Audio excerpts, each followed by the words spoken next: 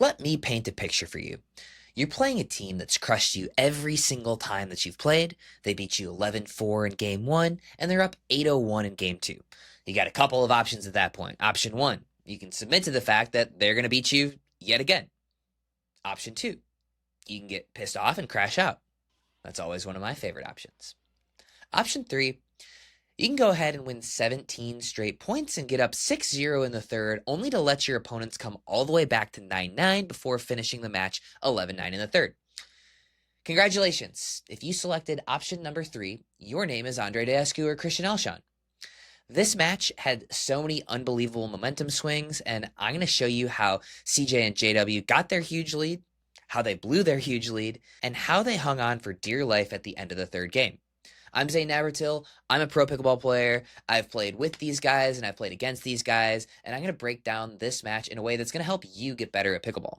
So prior to this match, CJ and JW were Andrei and Christian's kryptonite.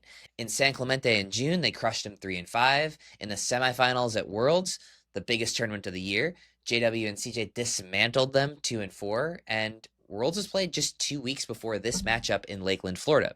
But as you guys know, this match is going to be a lot different than those last two.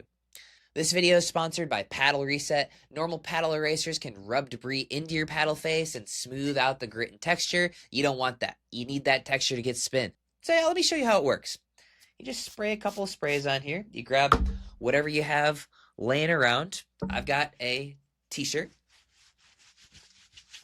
Cleans your paddle face good as new.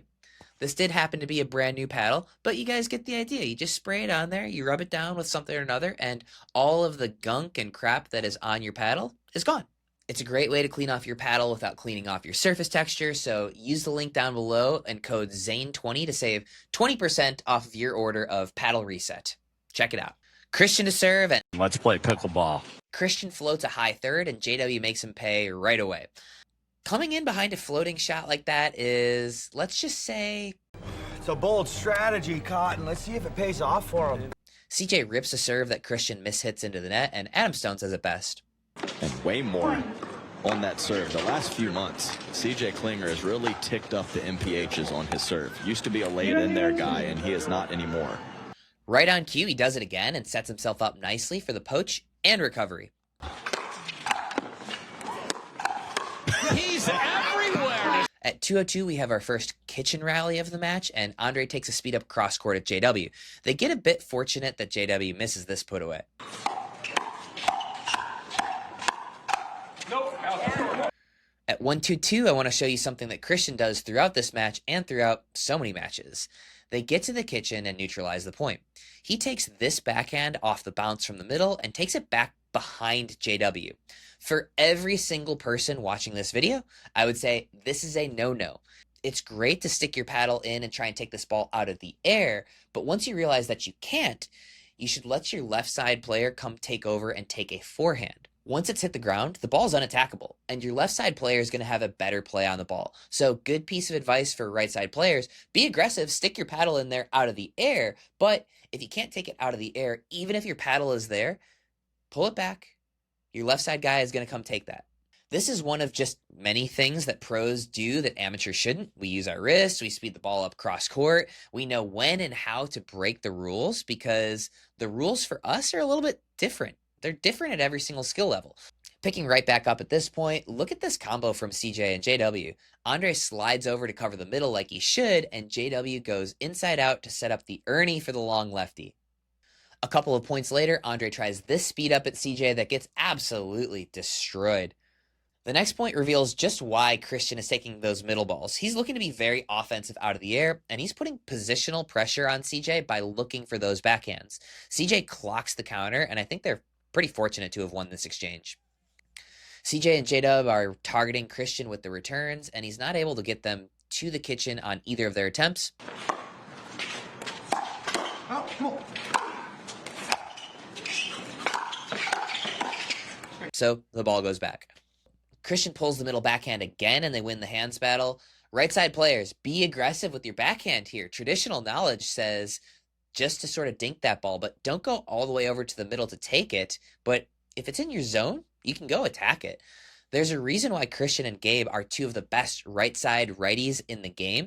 They have offense from the forehand out wide, and then when their opponent tries to find their inside foot, they also have offense from that backhand there. Right on cue, we have another attack from the same position. This is 3 already, and he is far from done, so maybe you guys can count just how many speed ups Christian had. I'll try and play them all. The boys reset and clean up with this counter. It feels like this match is pretty even, but the score says 4-1, and then a successful J-Dub attack puts us at 5-1, where we get our first long dink rally of the match. Take a look at a couple of things. Christian is taking those middle balls. Look at where Andrei is when Christian takes those middle balls, and where 90% of those shots are targeted. JW finishes the point with a nice off-the-bounce speed up, but look again. Andrei actually has to move out of Christian's way a couple of times to let him hit just passive dinks with his backhand. Don't do that, right side players, unless your name is Christian Alshon. We've got a timeout from Christian and Andrei that immediately pays off with a missed third. I would love it if somebody started collecting stats on how frequently timeouts work. To me, it seems like they work like at least 2/3 of the time. The next point is even crazier example of Christian stepping in front of Andrei, but the big boys get fortunate with a net clip setting up an ATP.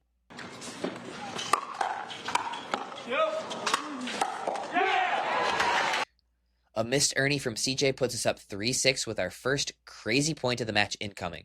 I'm just out of the strike zone.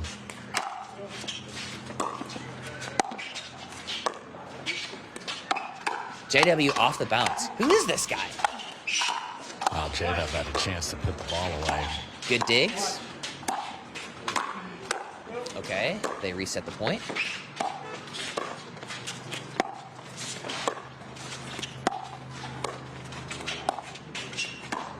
I'm surprised JW didn't flick that.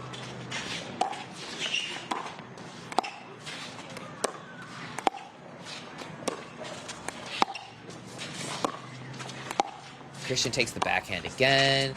Oh boy, Julie's not going to like that one. And as you guys know, CJ and J-Dub turn things on from here, and it starts with a failed approach from Christian, who hits yet another drive through the middle to JW's forehand. Dre misses an uncharacteristic dink. JW clips the net on a drive. Christian dismissed by JW. Cannot put the ball there. CJ gets the rocket back from Andrei, and J-Dub finishes with an erne. Since when does JW speed off the bounce, and since when does he erne? Did I, miss something here? Andrei and Christian can't believe it either. Look at them shrug at one another. Game point for JW and CJ, and we have some nasty resets to neutralize this point. Unbelievable. Another opportunity on the flick from JW, and a very off-speed attack somehow works from Christian.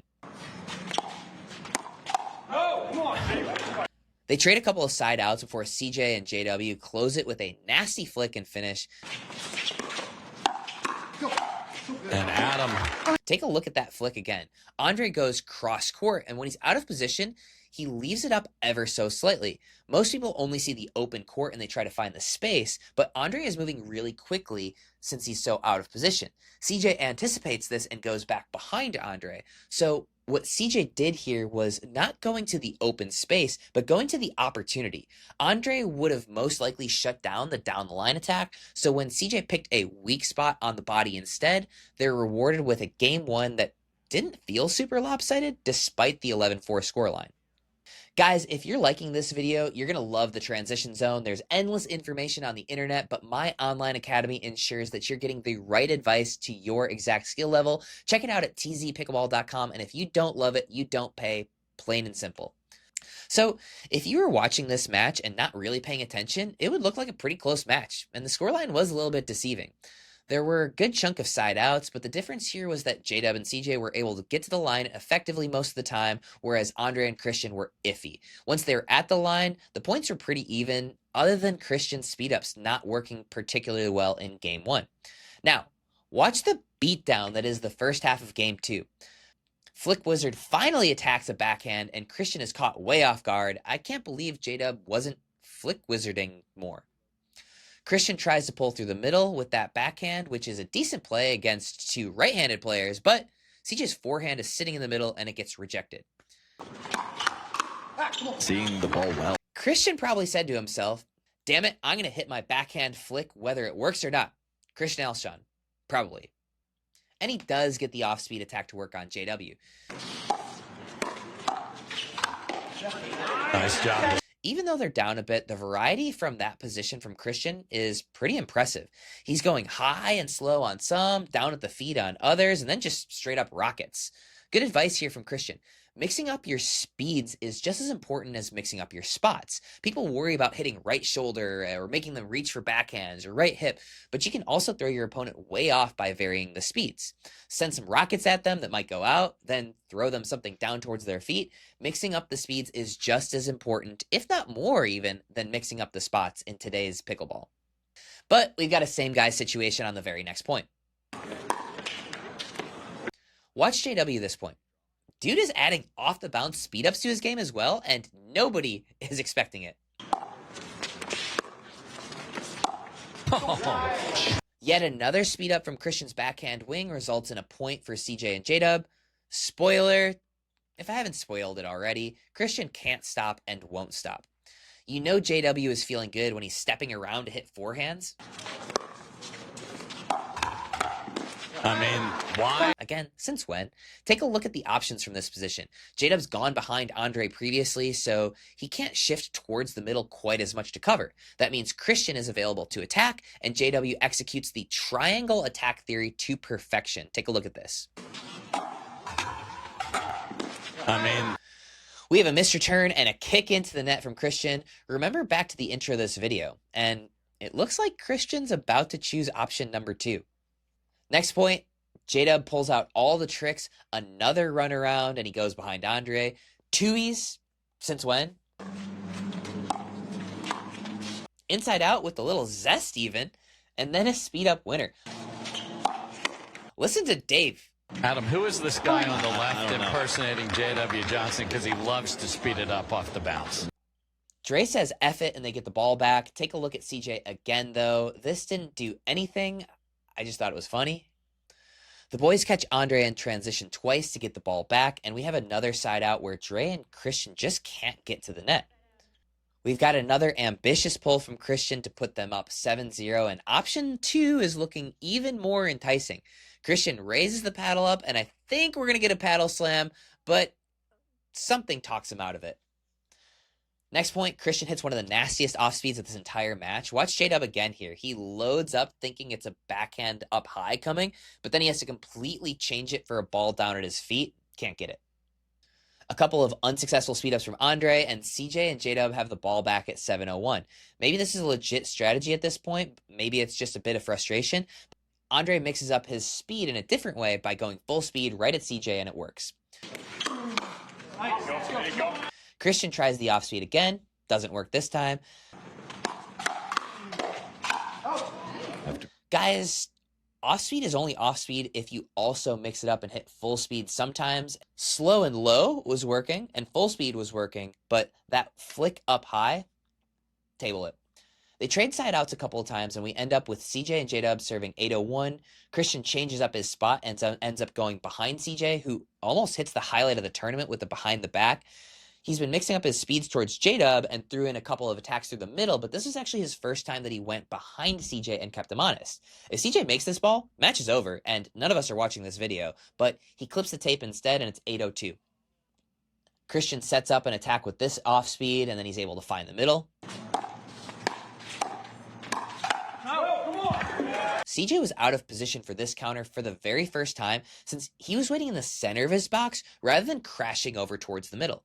That one attack behind CJ changes CJ's positioning for the rest of this match, and they're going to win this point and get on the board. Christian and Andrei execute the classic third shot pop-up to 19th shot drop combo here, and they end up taking the kitchen to win the point. Unbelievable defense.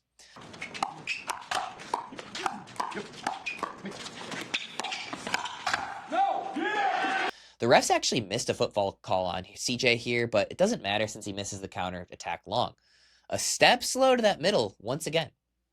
Dre full sends at J-Dub again, and he's lucky he didn't eat that one. He gets the paddle on the ball just in time to make sure that he doesn't get body bagged, but he's not going to be so lucky in just a few seconds. We've got Christian hitting everything off speed, and now Andrei hitting everything full speed. Tag! JW is it, and we've got a timeout. Back from the timeout, and a short return from CJ allows Christian to rip a forehand from inside the court.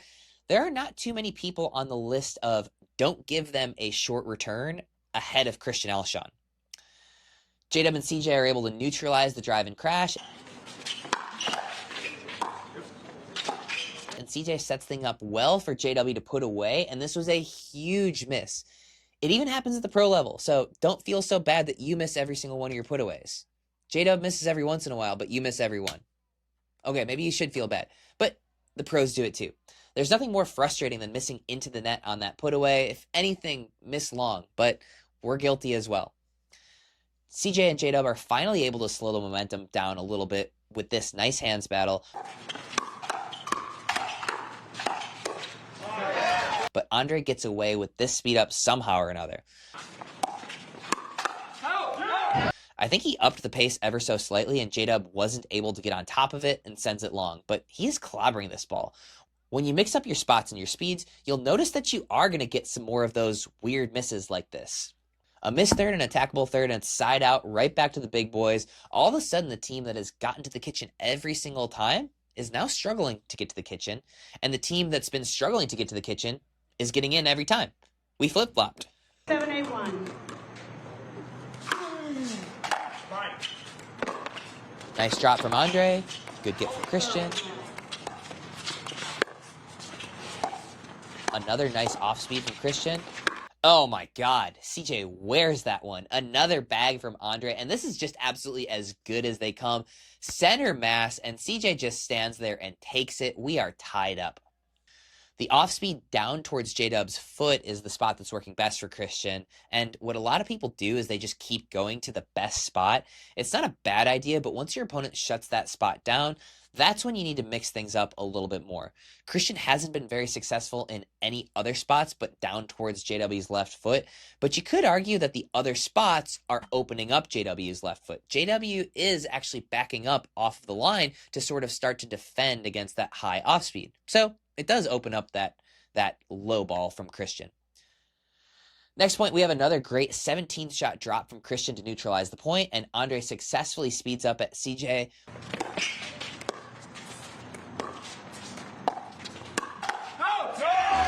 Once again, this wasn't an incredible speed up, but the differences in pace and spot are now starting to pay off for them, and they finally have a lead in game 2. 2 points later, we have another full bag on CJ, who is crashing hard towards the middle. All the variety is paying dividends all at once here. Remember how game 1 ended?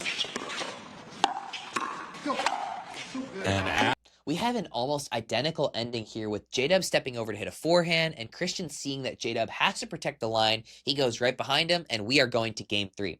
So what changed? Well, Andrei and Christian were able to get to the kitchen more consistently, and CJ and JW struggled. They benefited from a couple of crazy points where they were able to get 17th and 19th shots drops in, but they're a little bit more patient getting into the kitchen and not kamikazeing through that transition zord. At any level, it's super difficult to score points consistently if you can't get to the kitchen consistently. So drill the hell out of those 3rd shot drops, 5th shot drops, and 19th shot drops.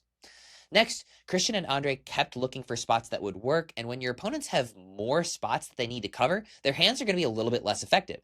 Christian and Andrei continued mixing up their spots and their speeds, and all of a sudden, shots that weren't working before started giving CJ and J-Dub a little bit more trouble. Time for game 3. First point, Dre gets them to the kitchen, and J-Dub misses an off-the-bounce speed up.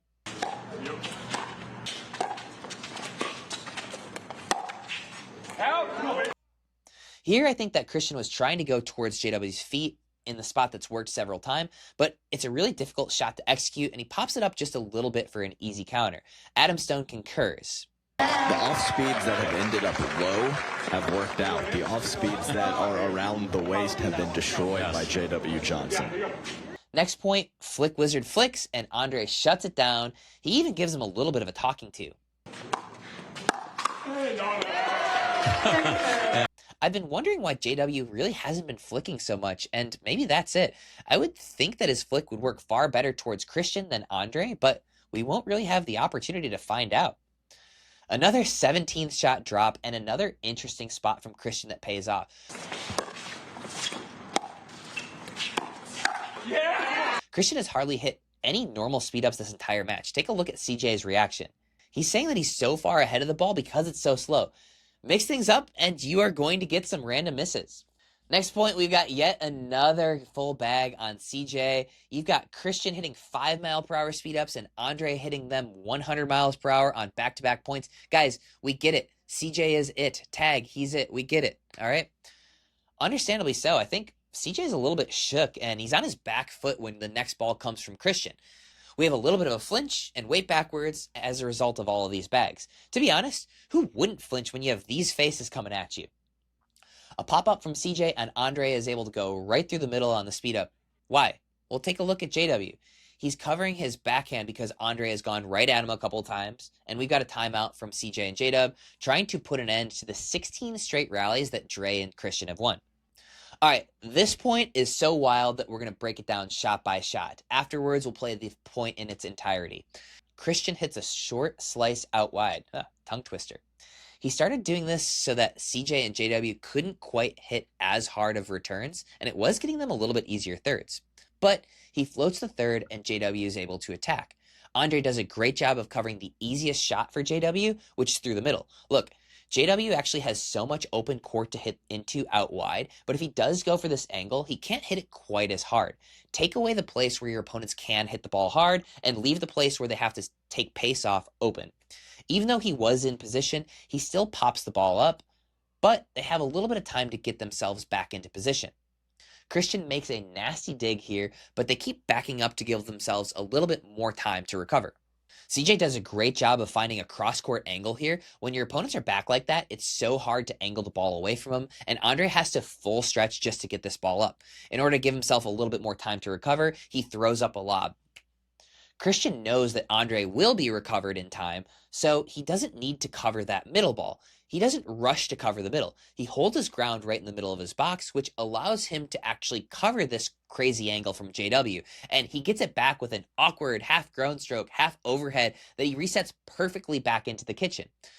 When JW has to take this ball off the bounce, all of their advantage is completely relinquished. But CJ isn't completely ready to let go of that advantage.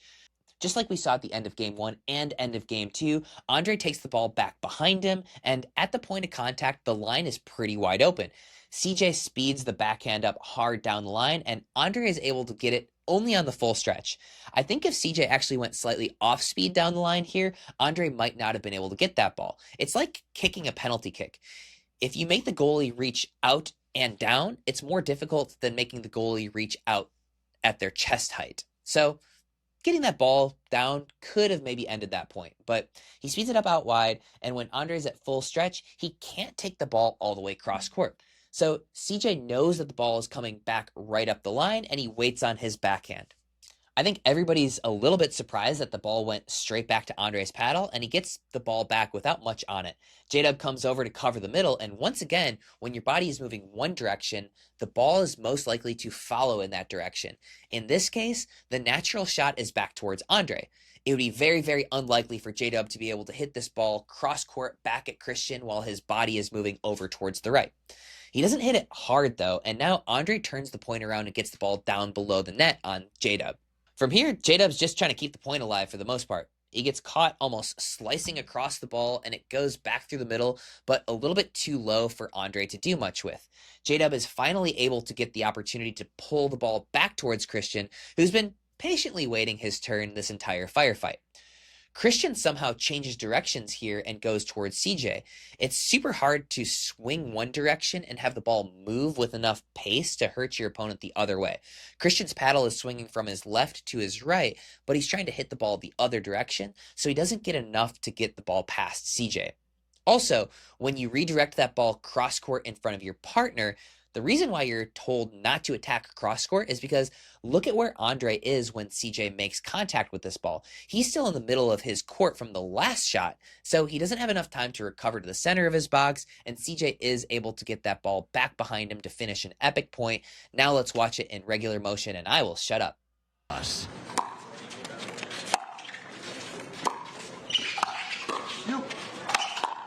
What?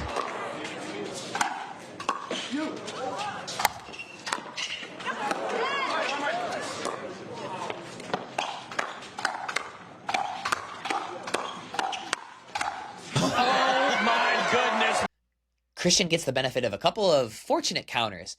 This one, where he mishits the ball just enough to stay in.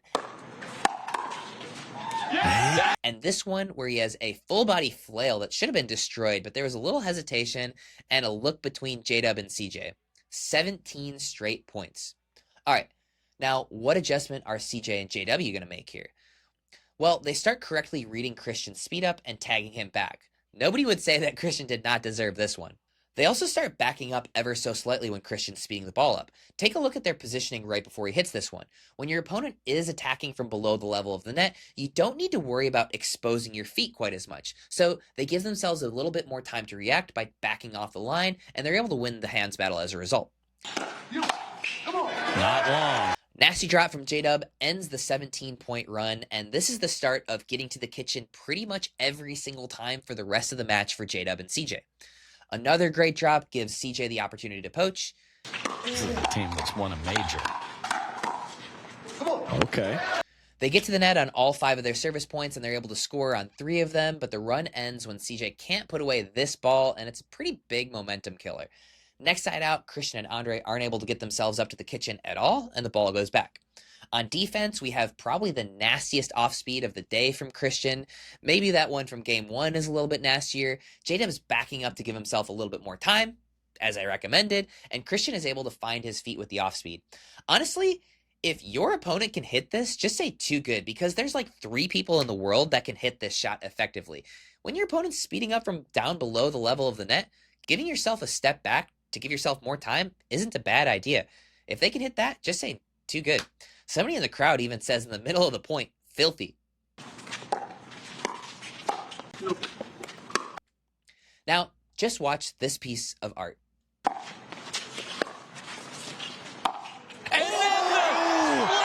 This ATP does not look like it was there whatsoever, and Christian doesn't even cover it. Great shot from JW, and he let it drop almost all the way to touching that ground. As you guys know, the lower you let that ball drop on an ATP, the farther out wide it actually travels. Only one more point, but CJ and JW got to the kitchen each time once again. A missed erne from JW let them off the hook as they were struggling to get in, and another off speed has JW way out ahead of this counterattack. Christian is feeling it on this next point, but again, this match is far from over. Another speed up from Christian, but this time JW is all over it. And JW. It feels like Christian is speeding up just about every other point. Every point seems to be ending with the Christian speed up. Fortunate speed up from CJ here and a missed dink from Andrei, and we're clawing back to 6-9-1. Remember this pattern from before. CJ went behind Andrei last time, but this time he does sneak it down the line while Dre is out of position, and we've got a timeout. Of course, timeouts always immediately pay off, but J-Dub has a nice combo on the next point after that to bring it back within 1, and we get this point to tie it up.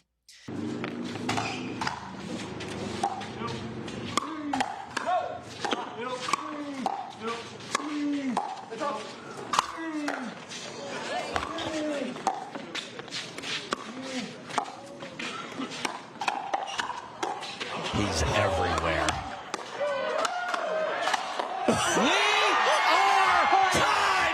CJ is pumping up the crowd, and we have a CJ chant.